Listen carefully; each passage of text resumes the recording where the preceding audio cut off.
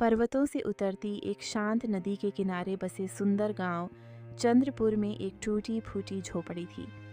दूर से देखने पर लगता था जैसे तेज हवा का एक झोंका भी उसे गिरा देगा। बरसों पुरानी उस झोपड़ी की दीवारों में दरारें थीं। उसी झोपड़ी में दो बहनें रहती थीं, सीमा और रीमा। उनके माता पिता कई वर्ष पहले इस दुनिया को छोड़ चुके थे। उस दिन के बाद से दोनों बहनें ही एक दूसरे का परिवार, सहारा और हिम्मत बन गई थीं। गांव के लोग उनकी मेहनत की मिसाल देते थे, लेकिन उनकी गरीबी देखकर दुखी भी होते थे। एक सुबह सूरज की पहली किरण झोपड़ी के अंदर पहुंची तो सीमा जाग चुकी थी। वह मिट्टी के चूल्हे पर पानी गर्म कर रही थी, जबकि रीमा अभी नींद से उठ रही थी। रीमा, जल्दी उठ जाओ। आज हमें खेत मालिक के यहाँ भी जाना है और बाजार से अनाज भी लाना है।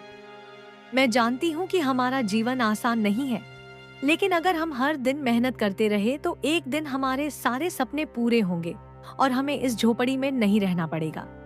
दीदी, मैं भी यही सोचती है। जब रात में बारिश होती है और छत से पानी टपकता है, तब मैं आंखें बंद करके एक सुंदर घर की कल्पना करती हूँ।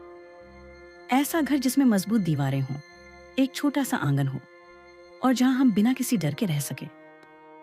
दोनों बहनें रोज की तरह काम पर निकल गईं। सीमा खेतों में मजदूरी करती थी और रीमा गांव के घरों में छोटे मोट काम करके कुछ पैसे कमा लेती थी। शाम को जब वे लौटतीं तो अपनी कमाई का थोड़ा हिस्सा खर्च करतीं और बाकी एक पुराने मिट्टी के गुल्लक में जमा कर देतीं। वह गुल्लक उनके लिए सिर्फ मिट्टी का बर्तन नहीं था, वह उनके सपनों का खजाना था। एक दिन गांव की दयालु बुजुर्ग महिला दादी अम्बा उनकी झोपड़ी के पास आईं। उन्होंने दोनों बहनों को बाहर बैठकर सूखी रोटियां खाते देखा। उनकी आंखों में ममता भर आई। बेटियों, मैंने अपने जीवन में बहुत लोगों को देखा है। कुछ लोगों के पास सब कुछ होता है, फिर भी वे दुखी रहते हैं। लेकिन तुम दोनों के पास बहुत कम है, फिर भी तुम्हारी आंखों में उम्मीद दिखाई देती है।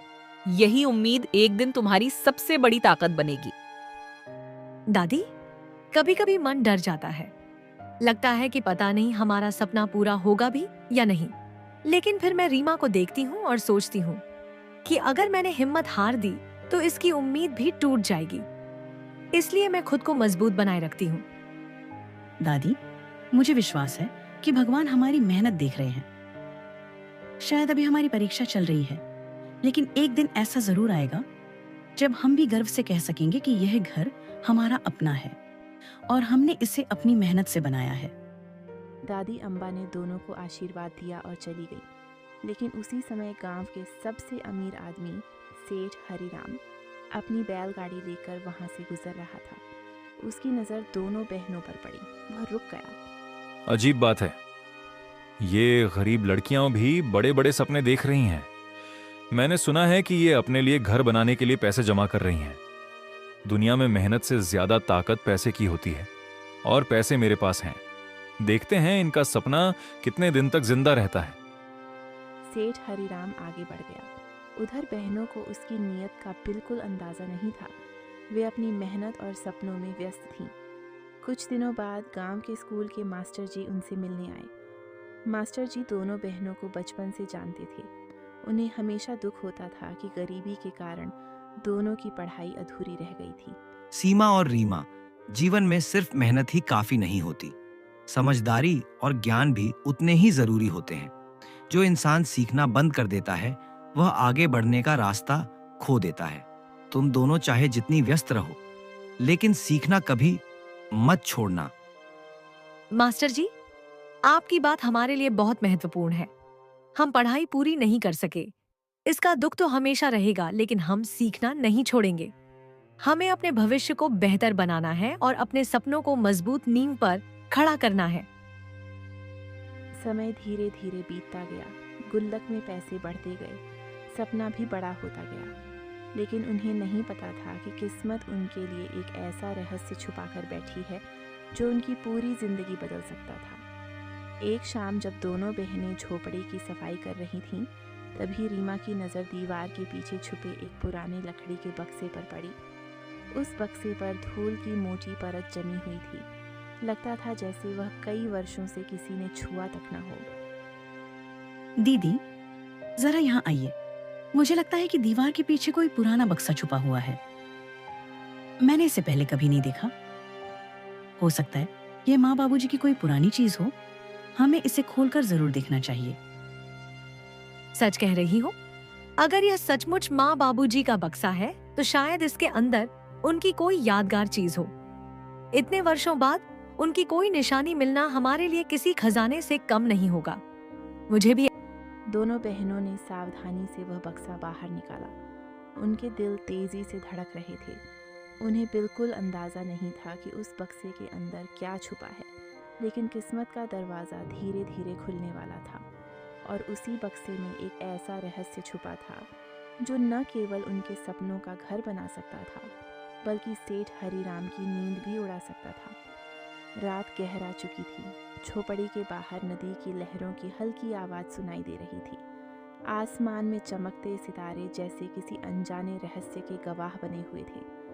सीमा और रीमा उस पुराने लकड़ी के बक्से को अपने सामने रखकर बैठी थीं। बक्सा काफ़ी पुराना था। उसके किनारों पर जंग लगी हुई थी और ऊपर धूल की मोटी परत जमी हुई थी। ऐसा लग रहा था मानो वर्षों से किसी ने उसे छुआ तक न हो। दोनों बहनों के दिल तेजी से धड़क रहे थे। उन्हें महसूस हो रहा था कि इस बक्से के अंदर कोई ऐसी चीज छुपी है जो उनके माता पिता से जुड़ी हुई है। दीदी, पता नहीं क्यों, लेकिन मुझे लग रहा है कि यह बक्सा साधारण नहीं है। इतने वर्षों तक यह हमारी नजरों से कैसे छुपा रहा, ये बात मेरी समझ में नहीं आ रही। शायद भगवान आज हमें किसी खास वजह से इसके सामने लाए हैं। ऐसा ही महसूस हो रहा है। माँ हमेशा कहा करती थी कि हर कठिन समय के बाद उम्मीद का एक दरवाजा खुलता है। शायद यह वही दरवाजा हो। जो भी हो, हमें हिम्मत रखनी चाहिए और देखना चाहिए कि इसके अंदर क्या छुपा है। सीमा ने धीरे धीरे बक्से का पुराना ताला तोड़ दिया। ताला टूटते ही एक हल्की सी आवाज हुई। दोनों ने सांस रोक ली। फिर सीमा ने सावधानी से बक्सा खोला। अंदर कुछ पुराने कपड़े, कुछ पीली पड़ चुकी तस्वीरें और एक लाल रंग के कपड़े में लिपटा हुआ कागजों का बंडल रखा था।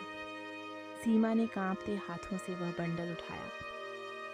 दीदी, पहले तस्वीरें देखिए। शायद इनमें माँ और बाबूजी की यादें हों। इतने वर्षों बाद उनकी कोई निशानी देखना मेरे लिए किसी सपने जैसा होगा। मुझे आज भी उनकी बहुत याद आती है। दोनों बहनों ने तस्वीरें देखीं। कुछ तस्वीरों में उनके माता पिता मुस्कुरा रहे थे। एक तस्वीर में दोनों बहनें बहुत छोटी थीं। तस्वीर देखते ही उनकी आंखें नम हो गईं, लेकिन तभी सीमा की नज़र लाल कपड़े में लिपटे कागज़ों पर गई। उसने कपड़ा खोला। अंदर कई पुराने दस्तावेज रखे थे। उनमें से एक कागज़ बाकी सभी से अलग था। उस पर सरकारी मुहर लगी हुई थी। रीमा, ये कोई साधारण कागज नहीं लगता। इस पर सरकारी मुहर भी है और बाबूजी का नाम भी लिखा हुआ दिखाई दे रहा है। मुझे लगता है कि हमें इसे ध्यान से पढ़ना चाहिए। दोनों ने कागज पढ़ने की कोशिश की, लेकिन भाषा काफी कठिन थी। उन्होंने सब कुछ समझ नहीं आया। उन्होंने तय किया कि सुबह होते ही मास्टर जी के पास जाएंगी। उस रात दोनों बहनों की आंखों में नींद नहीं थी। एक तरफ माता पिता की यादें थीं और दूसरी तरफ उस रहस्यमयी कागज को लेकर उत्सुकता। अगली सुबह दोनों बहनें जल्दी उठीं और सीधे मास्टर जी के घर पहुंच गईं। मास्टर जी बरामदे में बैठे किताब पढ़ रहे थे। उन्होंने दोनों को देखते ही मुस्कुराकर स्वागत किया। अरे बेटियों, आज तुम दोनों इतनी सुबह कैसे आ गईं? तुम्हारे चेहरे देखकर लग रहा है कि कोई महत्वपूर्ण बात है। बताओ, क्या हुआ है? मास्टर जी, कल रात हमें अपनी झोपड़ी में एक पुराना बक्सा मिला। उसमें कुछ तस्वीरें और ये कागज मिले हैं। हम इन्हें पूरी तरह समझ नहीं पाए। आप कृपया इन्हें पढ़कर बताइए कि इनमें क्या लिखा है। मास्टर जी ने कागज अपने हाथ में लिया। जैसे जैसे वे उसे पढ़ते गए, उनके चेहरे के भाव बदलते गए। पहले आश्चर्य, फिर गंभीरता और अंत में गहरी सोच। सीमा और रीमा घबरा गईं। मास्टर जी, आप कुछ बोल क्यों नहीं रहे? क्या इसमें कोई बुरी बात लिखी है? कृपया हमें सच बताइए। हम दोनों बहुत घबरा रही हैं। नहीं बेटी, इसमें कोई बुरी बात नहीं है, बल्कि जो लिखा है उसे सुनकर शायद तुम्हें विश्वास भी ना हो। यह कागज तुम्हारे पिता की जमीन के दस्तावेज हैं। वर्षों पहले नदी के उस पार उनकी काफी जमीन हुआ करती थी। दोनों बहनें हैरान रह गईं। उन्हें लगा जैसे उन्होंने कुछ गलत सुन लिया हो। जमीन। लेकिन हमें तो हमेशा यही बताया गया कि हमारे माता पिता के पास कुछ भी नहीं था। अगर जमीन थी तो फिर वह कहाँ चली गई? और हमें इसके बारे में कभी किसी ने क्यों नहीं बताया? यही सबसे बड़ा सवाल है। दस्तावेजों के अनुसार जमीन आज भी तुम्हारे परिवार के नाम पर दर्ज है, लेकिन इतने वर्षों में शायद किसी ने जानबूझकर तुम्हें इस सच्चाई से दूर रखा। मुझे लगता है कि हमें इसकी पूरी जांच करनी चाहिए। यह सुनकर दोनों बहनों के पैरों तले जमीन खिसक गई। अगर यह सच था तो उनकी जिंदगी बदल सकती थी, लेकिन उन्हें यह नहीं पता था कि उनकी यह खोज किसी और के लिए खतरे की घंटी बन चुकी थी। उसी समय गांव के चौराहे पर सेठ हरिराम का आदमी खड़ा था। उसने मास्टर जी के घर में दोनों बहनों को जाते देखा था। कुछ देर बाद वह सारी बात सुनकर सीधे सेठ हरिराम के पास पहुंचा। सेठ जी, एक बड़ी खबर मिली है। उन दोनों बहनों को अपनी झोपड़ी में कुछ पाने कागज मिले हैं। मास्टर जी कह रहे थे कि वे किसी जमीन के दस्तावेज हैं और वह जमीन शायद आज उनके परिवार के नाम पर है। ये सुनते ही सेठ हरिराम का चेहरा पीला पड़ गया। उसकी आंखों में घबराहट साफ दिखाई देने लगी। वह कुर्सी से उठ खड़ा हुआ। क्या कहा तुमने? जमीन के दस्तावेज? कहीं वह वही जमीन तो नहीं जिसकी मुझे तलाश थी? अगर उन लड़कियों को सच्चाई पता चल गई तो मेरी वर्षों की योजना बर्बाद हो जाएगी। नहीं, ऐसा नहीं होने दूंगा। दरअसल सेठ हरिराम एक ऐसा रहस्य जानता था जो पूरे गांव में किसी और को नहीं पता था। नदी के उस पार वाली जमीन अब साधारण जमीन नहीं रह गई थी। सरकार वहां एक बड़ा व्यापारिक मार्ग बनाने की योजना बना रही थी। अगर ऐसा हुआ तो उस जमीन की कीमत लाखों नहीं बल्कि करोड़ों में पहुंच सकती थी।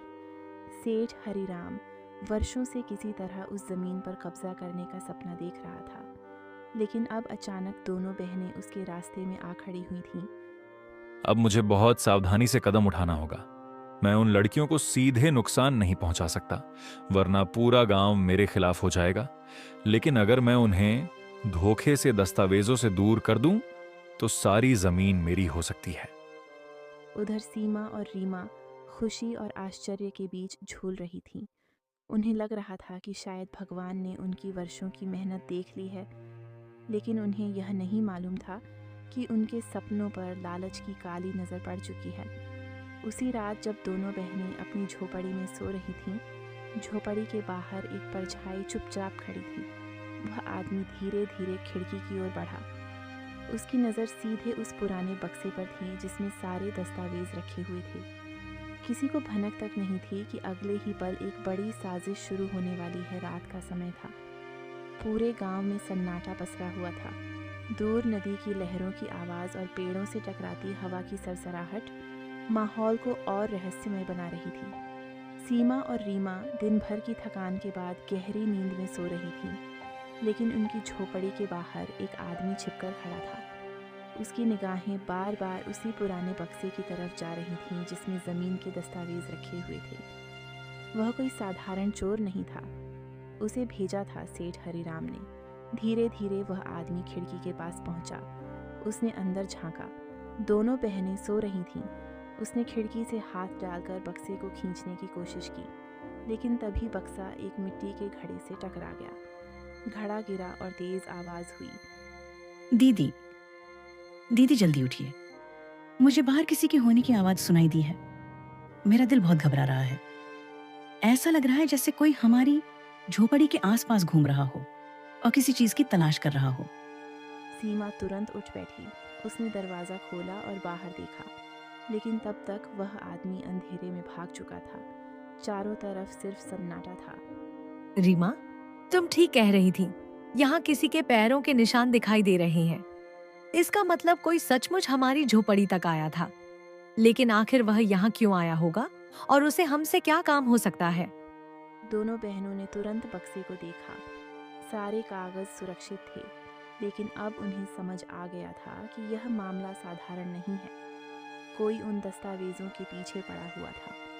अगली सुबह दोनों बहनें सीधे मास्टर जी के पास पहुंची। उन्होंने रात की पूरी घटना उन्हें बता दी। मास्टर जी गहरी सोच में पड़ गए। बेटियों, अब मुझे पूरा यकीन हो गया है कि इन दस्तावेजों की कीमत बहुत बड़ी है। कोई व्यक्ति इन्हें चुराने की कोशिश कर रहा है। अब से तुम दोनों बहुत सावधान रहना। इन कागजों को हमेशा अपने पास रखना और किसी अजनबी पर भरोसा मत करना। मास्टर जी, हमें समझ नहीं आ रहा कि आखिर हमारी जमीन में ऐसा क्या है जिसके लिए कोई रात के अंधेरे में चोरी करने आ गया। अब तो हमें डर भी लगने लगा है कि कहीं कोई हमें नुकसान पहुंचाने की कोशिश न करे। मास्टर जी कुछ बोलते उससे पहले ही गांव में एक खबर फैल गई। सरकार के कुछ अधिकारी नदी के उस पार वाली जमीन का निरीक्षण करने आने वाले थे। यह सुनकर सेठ हरिराम की बेचैनी और बढ़ गई। उधर अपने बड़े हवेली जैसे घर में बैठा सेठ हरिराम गुस्से से लाल हो रहा था। उसका आदमी चोरी में असफल हो चुका था। नालायक, एक छोटा सा काम भी तुमसे नहीं हुआ। अगर वे दस्तावेज अधिकारियों तक पहुंच गए तो मेरी सारी योजना खत्म हो जाएगी। अब मुझे कोई नई चाल चलनी होगी, ऐसी चाल जिसमें वे लड़कियां खुद अपने हाथों से सब कुछ मेरे हवाले कर दें। कुछ देर सोचने के बाद उसके चेहरे पर एक खतरनाक मुस्कान आ गई। उसे अपनी अगली योजना सूझ चुकी थी। उसी दिन दोपहर में सेठ हरिराम खुद बहनों की झोपड़ी पर पहुंचा। सीमा और रीमा उसे देखकर हैरान रह गई। गांव का सबसे अमीर आदमी पहली बार उनके घर आया था। बेटियों, मैंने सुना है कि तुम दोनों बहुत मेहनती हो। मुझे तुम पर दया भी आती है, इसीलिए मैं तुम्हारी मदद करना चाहता हूं। अगर तुम्हें पैसों की जरूरत हो तो मैं तुम्हें अभी अच्छा खासा धन दे सकता हूं, ताकि तुम्हारी परेशानियां खत्म हो जाएं। सेठ जी, आपकी बात सुनकर अच्छा लगा, लेकिन हमने हमेशा अपनी मेहनत पर भरोसा किया है। हम किसी की दया पर अपना भविष्य नहीं बनाना चाहते। जो भी पाएंगे अपनी मेहनत और ईमानदारी से पाएंगे। रीमा की बात सुनकर सेठ हरिराम अंदर ही अंदर जल उठा, लेकिन उसने अपने चेहरे पर मुस्कान बनाए रखी। तुम्हारी सोच बहुत अच्छी है बेटी, लेकिन कभी कभी जीवन में अवसर बार बार नहीं आते।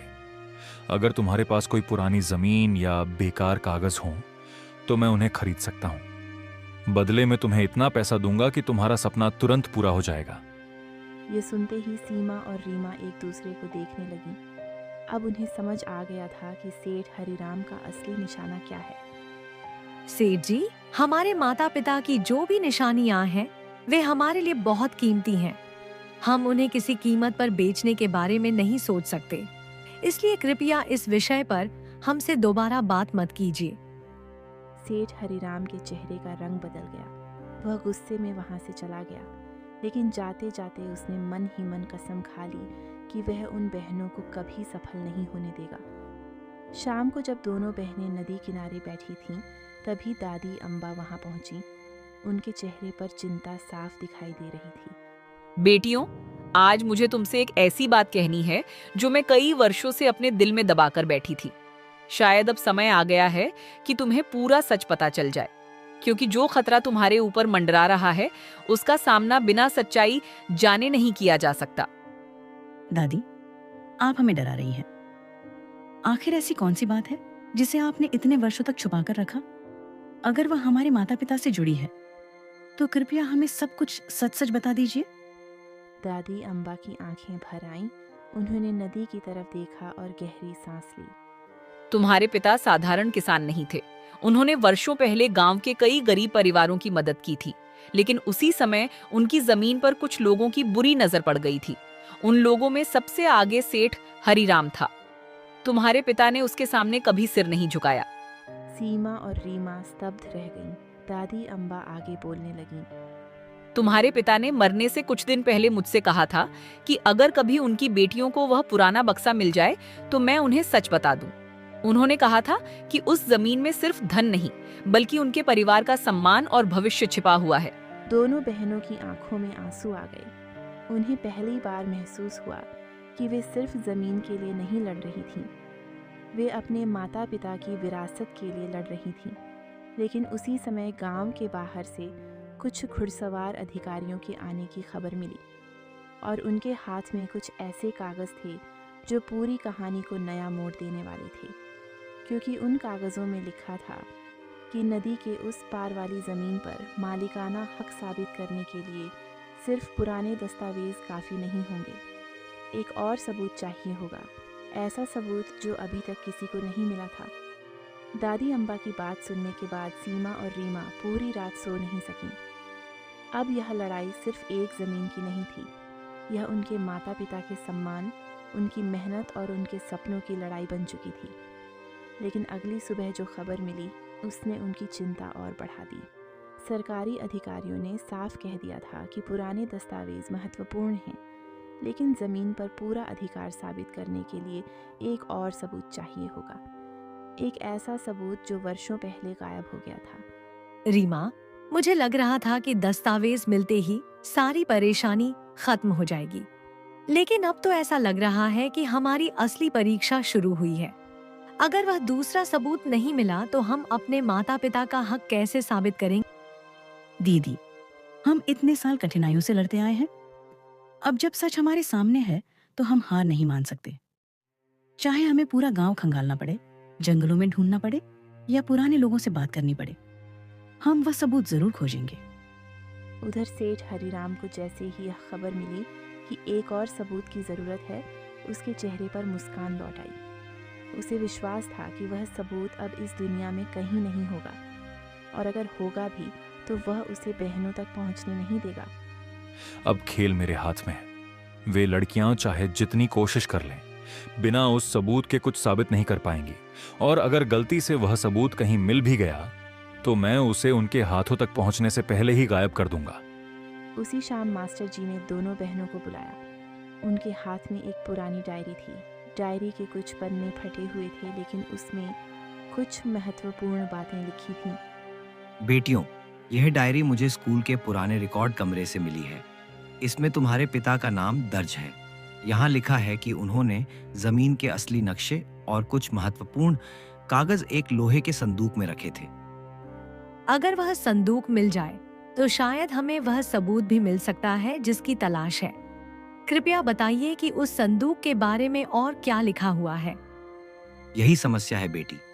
डायरी के आगे के पन्ने फटे हुए हैं, लेकिन एक बात साफ लिखी है कि संदूक को किसी सुरक्षित स्थान पर छुपाया गया था, ताकि गलत लोगों के हाथों में वह कभी न पहुंच सके।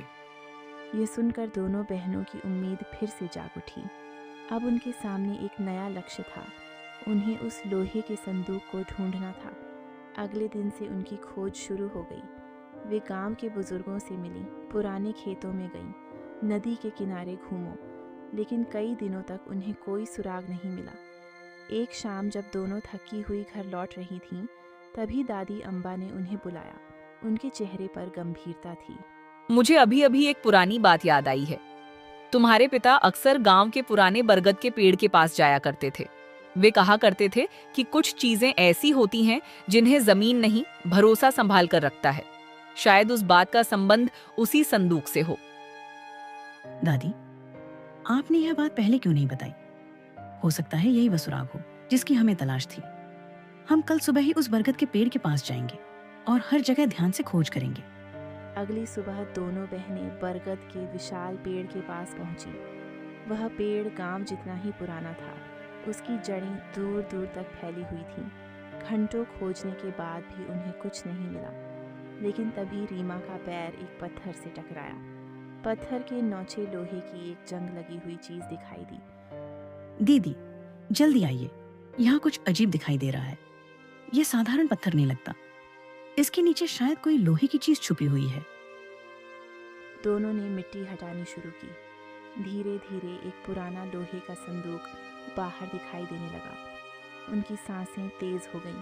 क्या यही वह संदूक था? क्या इसके अंदर वह सबूत छुपा था? घंटों की मेहनत के बाद उन्होंने संदूक बाहर निकाल लिया, लेकिन समस्या यह थी कि उस पर भारी ताला लगा हुआ था। वे संदूक को लेकर झोपड़ी की तरफ लौटने लगी। इतने वर्षों तक यह संदूक मिट्टी के नीचे दबा रहा और आज हमारे सामने है। मुझे यकीन है कि इसके अंदर कोई बहुत महत्वपूर्ण चीज है, लेकिन बिना ताला खोले हमें कुछ पता नहीं चल सकता। लेकिन उन्हें यह नहीं पता था कि दूर खड़ा एक आदमी उनकी हर गतिविधि पर नजर रख रहा था। वह सेठ हरिराम का आदमी था। उसने तुरंत जाकर सारी खबर सेठ को दे दी। तो आखिर उन्होंने संदूक ढूंढ ही लिया। इसका मतलब मामला मेरी उम्मीद से ज्यादा गंभीर है। अगर उस संदूक में वही कागज हैं जिनका मुझे डर है, तो सब कुछ खत्म हो सकता है। अब मुझे आखिरी और सबसे बड़ा कदम उठाना होगा। उस रात जब पूरा गांव सो रहा था, सेठ हरिराम ने अपने 2 आदमियों को बुलाया। उसकी आंखों में डर और गुस्सा दोनों दिखाई दे रहे थे। आज रात किसी भी कीमत पर वह संदूक मेरे हवाले होना चाहिए। अगर वह बहनों के पास रहा तो वर्षों से बनाया हुआ मेरा सपना टूट जाएगा। याद रखना, इस बार कोई गलती नहीं होनी चाहिए। उधर सीमा और रीमा संदूक को अपनी झोपड़ी में रखकर बैठी थीं। दोनों की आंखों में उम्मीद थी। उन्हें लग रहा था कि उनकी मंजिल अब बहुत करीब है, लेकिन उन्हें यह अंदाज़ा नहीं था कि उसी रात उनके जीवन का सबसे बड़ा संकट उनके दरवाजे तक आने वाला है। क्योंकि आधी रात को झोपड़ी के बाहर कई परछाइयाँ दिखाई देने लगी थीं और उनके हाथ खाली नहीं थे। आधी रात का समय था। आसमान में काले बादल छाए हुए थे, तेज़ हवाएं चल रही थीं और दूर कहीं बिजली चमक रही थी। सीमा और रीमा अपनी झोपड़ी में उस पुराने संदूक के पास बैठी थीं। दोनों के मन में उत्सुकता भी थी और डर भी। उन्हें लग रहा था कि इस संदूक के अंदर ही उनके भविष्य का जवाब छुपा हुआ है। लेकिन उसी समय झोपड़ी के बाहर कुछ परछाइयाँ धीरे धीरे आगे बढ़ रही थीं। वे सेठ हरिराम के आदमी थे। अचानक झोपड़ी का दरवाज़ा जोर से खुला। 2 नकाबपोश आदमी अंदर घुस आए। इससे पहले कि सीमा और रीमा कुछ समझ पातीं, वे संदूक उठाकर भागने लगे। रुको, तुम लोग कौन हो? यह संदूक हमारे माता पिता की आखिरी निशानी है। तुम्हें इसे छूने का कोई अधिकार नहीं है। चाहे कुछ भी हो जाए, हम इसे तुम लोगों के साथ नहीं जाने देंगे। दीदी सही कह रही है। तुम लोग चोरी करके बच नहीं पाओगे। पूरा गांव जानता है कि यह संदूक हमें मिला है। अगर तुम इसे लेकर गए तो सच एक दिन जरूर सामने आएगा और तुम्हें अपनी की सजा मिलेगी।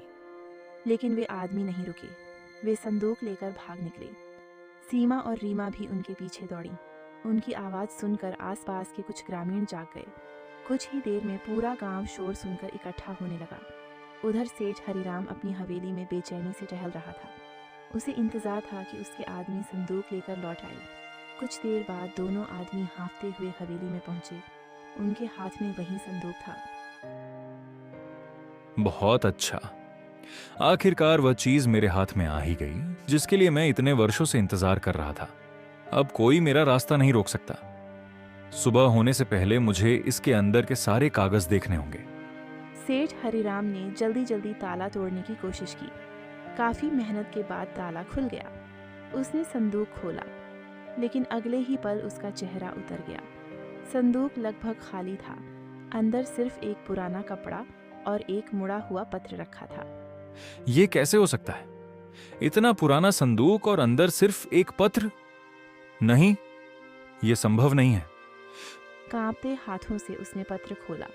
पत्र सीमा और रीमा के पिता ने वर्षों पहले लिखा था। जैसे जैसे सेठ हरिराम उसे पढ़ता गया, उसके चेहरे का रंग उड़ता गया। पत्र पढ़ते ही सेठ हरिराम के माथे पर पसीना आ गया। उसे समझ नहीं आ रहा था कि असली दस्तावेज आखिर कहाँ है। उधर गांव वाले सीमा और रीमा के साथ हवेली तक पहुंच चुके थे। दरवाजा खोलो सेठ हरिराम, हमें पता चल चुका है कि तुम्हारे आदमियों ने बहनों का संदूक चुराया है। अब सच छुप नहीं सकता। बाहर आओ और सबके सामने जवाब दो। शोर सुनकर सेठ हरिराम घबरा गया। उसे पहली बार एहसास हुआ कि हालात उसके नियंत्रण से बाहर होते जा रहे हैं। उसी समय दादी अम्बा भी वहां पहुंच गई। उनकी आंखों में वर्षों का दर्द दिखाई दे रहा था। हरिराम, आज वह दिन आ गया है जिसका मुझे बरसों से इंतजार था। तुमने सोचा था कि लालच और चालाकी के दम पर सच को हमेशा के लिए दबा दोगे, लेकिन याद रखो, सच भले देर से सामने आए, हारता कभी नहीं है। तुम क्या कहना चाहती हो अम्बा? अगर तुम्हें कुछ पता है तो साफ साफ कहो। मैं किसी से नहीं डरता।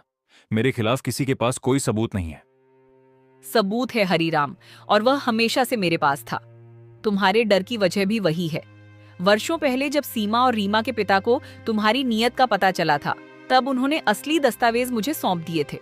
उन्होंने कहा था कि सही समय आने पर मैं उन्हें उनकी बेटियों को दे दूं। यह सुनते ही पूरा गांव स्तब्ध रह गया। सीमा और रीमा की आंखें फैल गईं। सेठ हरिराम के पैरों तले जमीन खिसक गई। दादी, क्या सचमुच हमारे माता पिता ने आपको असली दस्तावेज सौंपे थे? अगर ऐसा है तो आपने उन्हें संभाल कर रखा। हम आपका यह उपकार कभी नहीं भूल पाएंगे। बेटी, यह उपकार नहीं बल्कि एक जिम्मेदारी थी।